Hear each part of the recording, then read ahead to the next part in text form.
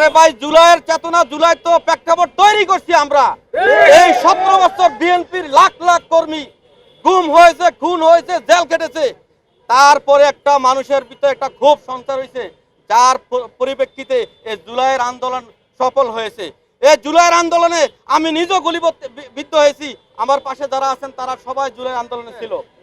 আমি বলি, ওই সময় আপনারা ছিলেন গুপ্ত, এখন হচ্ছে আপনার নব্য শিবির।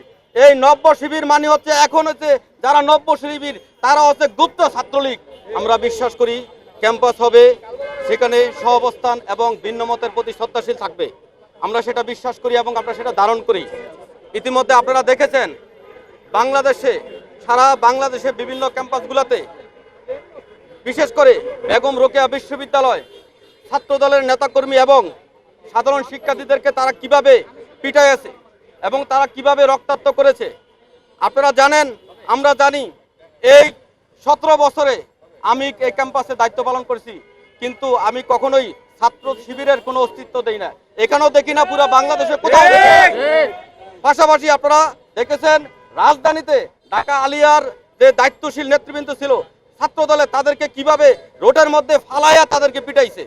এবং পাশাপাশি জগন্নাথ বিশ্ববিদ্যালয় এবং আমার ক্যাম্পাসের যে সদস্য সচিব, তাকে অডিও বার্তায় তাকে হত্যার হুমকি দিয়েছে। আমরা বলতে চাই, আপনারা যেই সময় আমরা রাজপথে গুলি খাই, আমরা কারাবরণ করি, আপনাদেরকে কখনো কোথাও আমরা দেখি নাই। আপনারা ছাত্রলীগের লুঙ্গির তলে থেকে সকল ধরনের সুবিধা নিয়ে আপনারা রাজনীতি করেছেন।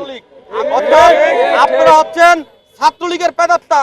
আপনারা যেভাবে ছাত্রলীগ বিভিন্ন ক্যাম্পাসে তাদের রাজত্ব কায়েম করার জন্য সাধারণ শিক্ষার্থীদেরকে গেস্ট রুমে নিয়ে এবং বিভিন্ন ধরনের তাদেরকে নির্যাতন করছে, আপনারা সেই স্টাইলে রাজনীতি শুরু করছেন। আপনারা ভুলে গেছেন এই জুলাই আন্দোলন যে আন্দোলন আপামর বাংলাদেশের সকল মানুষ অংশগ্রহণ করে একটা ফেসিবাদের পতন করিয়েছে।